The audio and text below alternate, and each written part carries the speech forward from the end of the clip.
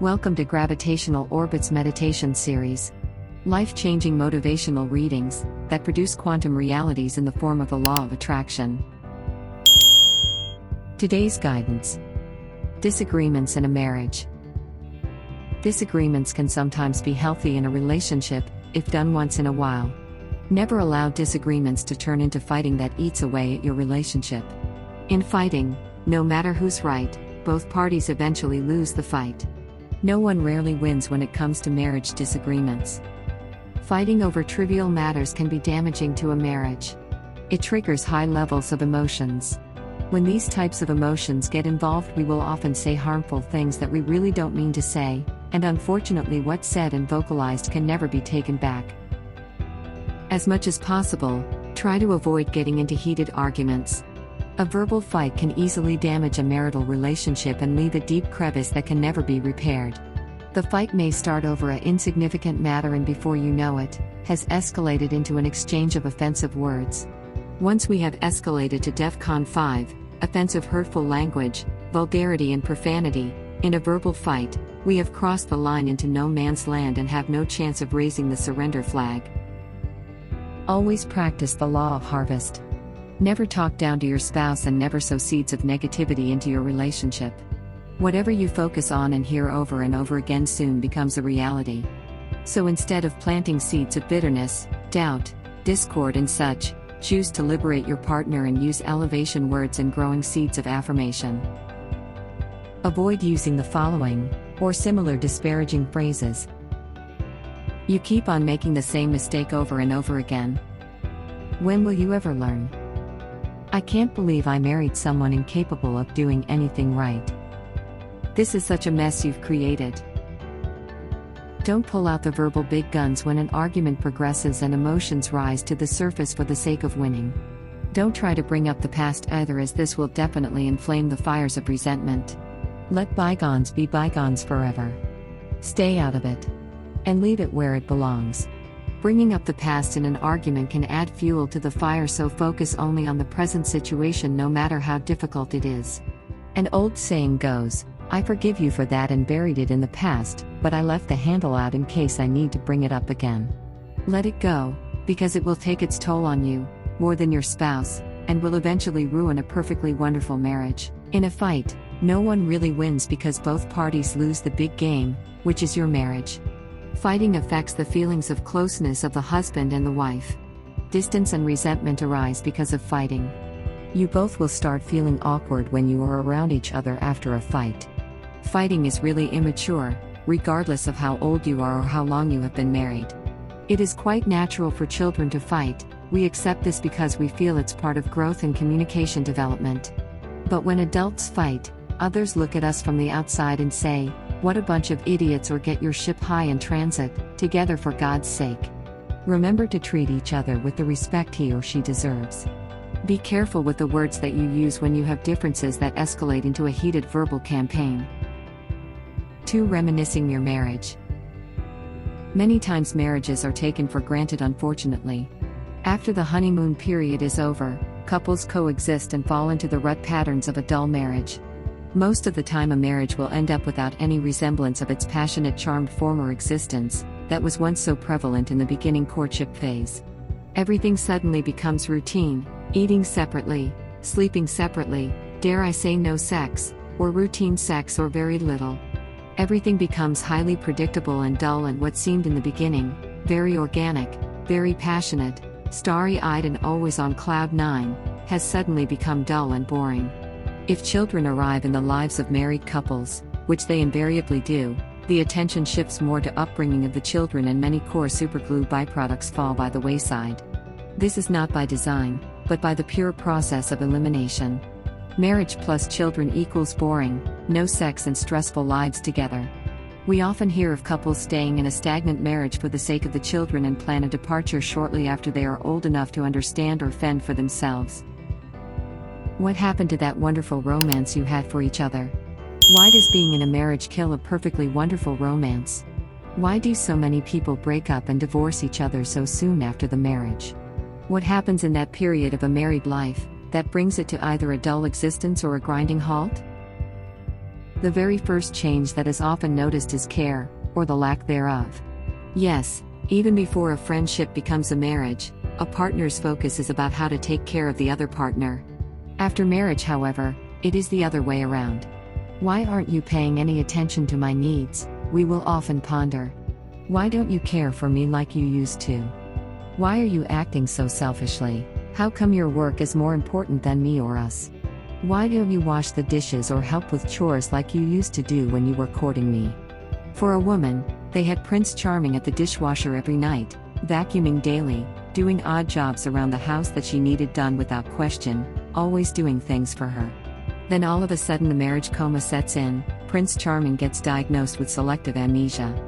He has forgotten how to do many of the menial tasks that made him look like a knight in shining armor. Funny, isn't it? But it's true. Trust me, you're not alone on this, and it works both ways, ladies. So take a deep breath for a moment. This guided mediation wasn't written on a one-way street. The woman who forgets her basic responsibility to her husband, the same principle applies here. Want to know what's the superglue in any marriage is from a man's perspective? Sex. If he's not getting it at home, he will find it somewhere else. It only takes a smile from the opposite sex that could send him into a tailspin of a casual romantic fling. Guard your castle and fortify it with military strategic awareness. But most of all, never let it get to that point. So make it work, girls, before you find yourself fumbling to find a pen at the divorce attorney's office. Keeping one's married life happy is super essential. Complaining about your partner will not help, but understanding each other's needs and trying to fulfill them will. Partners need to go back in time and look for that spark that kindled the love in the first place. What did you admire in your partner before marriage? Do you still admire that now or not? What are some of things you liked about them before, that you find repulsive or agitated about now? Reflection time. Let's rewind the tape and think for a moment. Fast forward back to where that charm happened, and bring it to the forefront of your marriage. Complimenting each other for the smallest acts or deeds, expressing happiness of living together, letting your partner know how much you value her or him, and noticing the many things that makes your partners happy, should be reactivated daily. Why idolize and compare yourself with other couples in perfect marriages? Why not create a happy life that others envy and make your partner feel needed all the time? Try to forgive even the biggest blunder he or she has made. Put yourself in your partner's shoes and think about the life he or she has lived, prior to your sweeping them away from the castle walls. Rekindle the romance spark by going on candlelight dinners, or watching the sunset together. Never let the sun set on the day without reminding them of how valuable they are to you, and this will keep your marriage happy for a lifetime. Try spicing it up with creative, fun things you used to do, while you both were on the dating scene. Just remember the rewards for these behaviors, and it won't be long before you're back in the throes of a rekindled romantic marriage. Have you ever thought of sending him or her flowers just because? No reason needed, just say, "I just thought about you today." Send a cards or e-greetings, sticky notes, sexy love notes in his pants pocket, provoking him throughout the day to look forward to. You know what? They cost next to nothing most of the times, but for a minute they show the power of love and will transform even the most hardened heart into butter. Just imagine the joy of the recipient and how it would make you feel having it done to you. Why not make your partner happy with such daily rituals? 3. The sanctity of trust in a marriage. Do you still remember the moment you both exchanged vows at the altar, that you promised to be committed in your marriage, in sickness and in health, for better or for worse, until death do you part? Good for the both of you if you still keep these scared vows you made when you were married. Unfortunately, there are couples who have thrown the sacristy of marriage out with the bathwater, opting for divorce for different grounds or reasons. Why are there so many couples deciding on separate ways after they have taken that marriage vows? There are too many reasons to mention here, but the gravest of all is the loss of love and trust in one another. Many of the problems are rooted from these types of questions. How can you trust your partner if you don't love him or her any longer? How can you love your partner if you do not trust him or her? These two questions will lead you to a very serious one. How can I continue to make our marriage happy and long-lasting? The key word often used in the single dating scene today is long-term relationship, which is really a marriage in a sense. So what we find ourselves saying when contemplating to dissolve a marriage is, I wanted a long-term relationship and this doesn't appear to be it. Listen to these words and ponder for a moment. Long-term, the long haul, the last dance, the final one. These are common words that we initially want to find in a marriage. It's now a matter of how to keep it that way and honor it. These are not new questions that face every married couple. Before marriage, you were asking yourselves the same questions as a single, but once the decision is made to marry and confirmed between two people, it then becomes really serious. I mean, you're standing before all of your friends and family and professing the sanctity of it, so it damn better well be serious. Remember that once the knot is tied, you have sworn an oath before God that you will love and take care of each other until death do you part.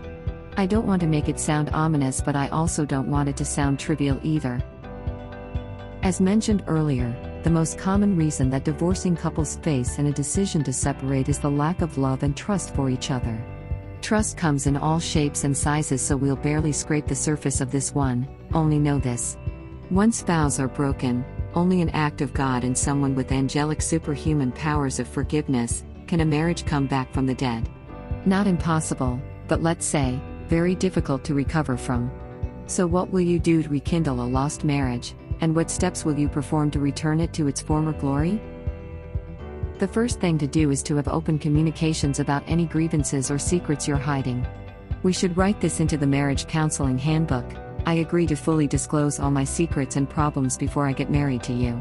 These should be written down, placed in an envelope, and given willingly to the other person you wish to marry, before you marry. One of the reasons for the lack of trust is miscommunication.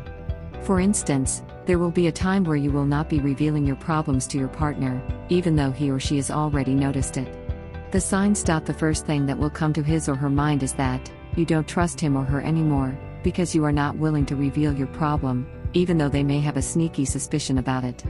Intuition, a God-given safety net, you both have it, don't avoid or suppress it. It's there for a reason. Find ways of opening your communication. Have a talk every night before sleep. You can confer to your partner's experiences of the previous day for a primer. Let your partner know that you want him or her to be a part of every challenge or negative thought about your marriage, or something you are experiencing or struggling with, especially when you are having problems. Another is to make sacrifices in some circumstance. It is one of the secrets to having a happy and long-lasting marriage. Both of you should be prepared to put your partner's happiness ahead of your own from time to time, if not all the time. There are instances that small problems become larger problems. If you're willing to show that you are an active participant in the relationship building, your partner will be welcoming of discussing issues before they become larger insurmountable problems. You must learn to give way to pride. After all, a happy marriage is allowing your partner to be satisfied within your relationship. For instance, you can volunteer yourself in a heart-sharing moment with them about things that you feel are blocking or preventing your marriage from flourishing. Just imagine the smile on the face of your spouse if you encourage this communication form for them. In addition, it also shows that you care for your partner. Finances in your marriage. We won't go into a deep dive on this one because, as you know, it's probably one of the most sensitive topics in a marriage, but just suffice it to say, always be careful with your finances. If you do not handle your financial situation carefully, it can destroy your marriage. When a financial crisis arises, it is important that the two of you discuss the problem so that you are both aware of the situation you are facing, and at the same time finding a workable solution to avoid a catastrophe, making the trust void larger and larger beyond repair. Working together on this particular issue will make each other feel that each of you is an integral part of the decision-making process. There are so many variables that affect your marriage. Just remember that love and trust will bind you together. Make each other realize that the two of you must continuously work on all of these aspects to ensure that your marriage will be happy and long-lasting through the rest of your lives. In conclusion, remember this, precious souls, you were made to do great things and to enjoy a great, wonderful marriage. A marriage full of great expectations, and a great source of inspiration for those around you, and for the benefit of others. Thank you for joining us today at Gravitational Orbit, a mind spring of guided meditation, affirmations and inspirational readings to help you throughout your day. May the horizon of your life greet your sunrise and sunset with wonder and amazement. If you like this guided meditation series, please don't forget to subscribe to our channel and select the notification bell to stay informed about new videos we are posting.